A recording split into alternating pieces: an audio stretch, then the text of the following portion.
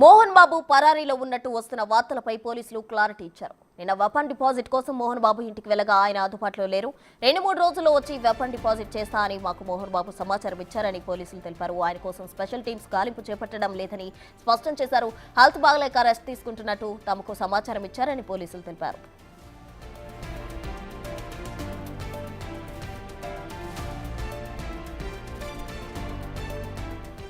అయితే మోహన్ బాబు ఇంట్లో లేరని ఆయన కోసం ప్రత్యేక బృందాలు గాలిస్తున్నట్టు ప్రచారం జరిగింది. ఈ క్రమంలో మోహన్ బాబు పరారీ వార్తలపై పోలీసులు వివరణించారు. మోహన్ బాబు పరారీలో ఉన్నారని ఆయన కోసం స్పెషల్ టీమ్ సర్చ్ చేస్తున్నారని జరుగుతున్న ప్రచారం ఫేక్ అని క్లారిటీ ఇచ్చారు. దీంతో మోహన్ బాబు ఇంటి దగ్గర పోలీసులు పికెటింగ్ కొనసాగుతోంది.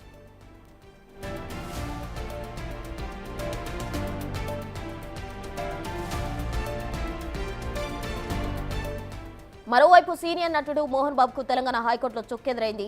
జర్నలిస్ట్ రంజిత్ పై దాడి చేసిన కేసులో దాఖలు చేసిన ముందస్తు బెయిల్ పిటిషన్ న్యాయస్థానం కొట్టేసింది. ఇప్పటికే మోహన్ బాబుపై అటెంప్ట్ మర్డర్ కేసు నమోదు చేశారు రాచకొండ పోలీసులు. మరోవైపు సదరు జర్నలిస్టుకు, ఆయన పనిచేస్తున్న మీడియా సంస్థకు ఆయన క్షమాపణ చెప్పారు.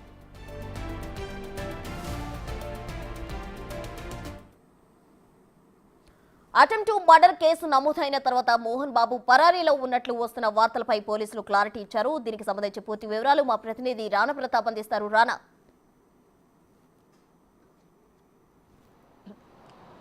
మొన్న కాంటినెంటల్ హాస్పిటల్ నుంచి డిశ్చార్జ్ అయిన తర్వాత మోహన్ బాబు డైరెక్ట్గా జల్పల్లి నివాసానికి వెళ్ళారు.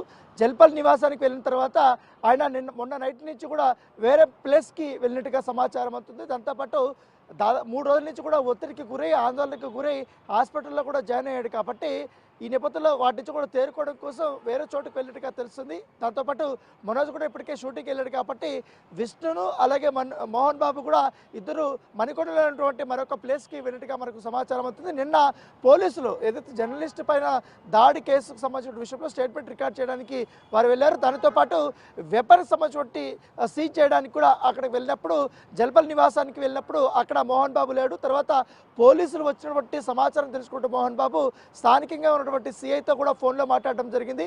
నేను ప్రస్తుతమైన పరిస్థితుల్లో నాకు 24 వరకు కూడా కోర్టు ఎగ్జామ్షన్ ఇచ్చింది. కాబట్టి 24వ తారీఖు కంపల్సరీ కూడా నేను విచారణకి హాజరవుతాను.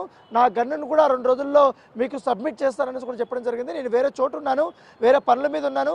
నేను కొంచెం ఆరోగ్యం కుదురు పడిన తర్వాత తప్పకుండా నేను పోలీస్ స్టేషన్కి వచ్చి నా గన్నుని నేను సరెండర్ చేస్తానని కూడా పోలీసులకి చెప్పినట్టుగా మనకు సమాచారం అవుతుంది. సో మోహన్ బాబు చెప్పినటువంటి సమాధానానికి కూడా పోలీసులు సంతృప్తి చెందారు. ఎందుకంటే ఎవ్రీ 2 అవర్స్ మోహన్ బాబు ఇంటి దగ్గర కూడా పికెటింగ్ కూడా పోలీసులు నిర్వహిస్తున్నారు. దాంతోపాటు సీసీ కెమెరాలు కూడా నిర్వహిస్తున్నారు. సో ఎప్పుడు వస్తున్నారు, ఎప్పుడు పోతున్నారు, ఎవరు వస్తున్నారు, ఎవరు పోతున్నారు అనే ఇన్ఫర్మేషన్ అనేది పోలీసులకి డెఫినెట్గా ఉంటుంది. కాబట్టి ఇప్పుడున్నటువంటి పరిస్థితుల్లో మోహన్ బాబు పారిపోయే అవకాశం ఉండదు. ఎందుకంటే ఆయన వయసు రీత్యా, లేకపోతే పారిపోవాల్సినటువంటి అవసరం కూడా లేదు. ఎందుకంటే ఆల్రెడీ మీడియా ప్రతినిధులపైన దాడి విషయం కానీ, ఆల్రెడీ అక్కడ గొడవ జరిగినటువంటి అంశం పైన కూడా ఆయన మీడియా ప్రతినిధులకి ఇటు క్షమాపణలు చెప్పాడు.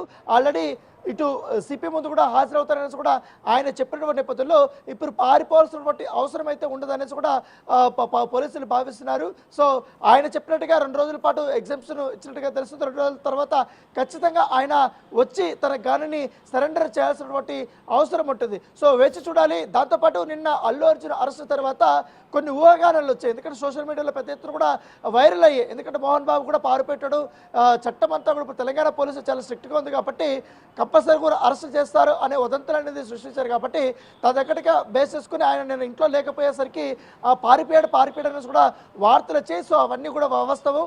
ఆయన హైదరాబాద్లోనే ఉన్నాడు, మణికొండలో ఉంటున్నాడు. ఎందుకంటే మంచు విష్ణుతో పాటు మరొక ఇంట్లో ఉంటున్నట్టుగా మనకు సమాచారం అవుతుంది. ఆయన భార్యతో ఉంటున్నాడు. ఎందుకంటే ఆయన భార్య బాగా ఆందోళనకి, ఒత్తిడికి గురైంది. కాబట్టి ఎందుకంటే దాదాపు 5 రోజుల పాటు జరిగినటువంటి ఈ యొక్క సంఘటనలు వాళ్ళ ఫ్యామిలీని బాగా డిస్టర్బ్ చేసినట్టుగా తెలుస్తుంది. ఆమె కూడా బాగా మానసికంగా కూడా కుంగిపోయినట్టుగా తెలుస్తుంది. ప్రస్తుతమైన పరిస్థితుల్లో మోహన్ బాబు తన వద్ద ఉన్నట్టుగా మనకు తెలుస్తుంది.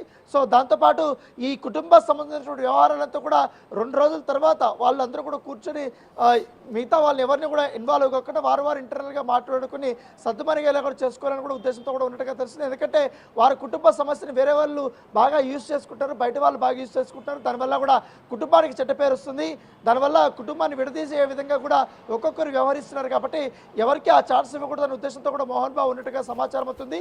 సో కొట్టుకున్నా తిట్టుకున్నా ఏదన్నా కూడా మళ్ళీ మాట్లాడుకుందామనే ఉద్దేశంతో కూడా శాంతి జపిస్తున్నట్టుగా తెలుస్తుంది. దాని తగ్గట్టుగానే ఇప్పుడు మనోజ్ మొత్తం షూటింగ్కి వెళ్ళిపోవడము, తర్వాత వ్యూహాత్మకంగా విష్ణు కూడా సైలెంట్ అయిపోవడము, మోహన్ బాబు కూడా ఒక ఆడియో రిలీజ్ చేసి ఇటు మీనాక్షి క్షమాపణలు చెప్పి ఆ రోజు జరిగిన సందర్భం వేరు.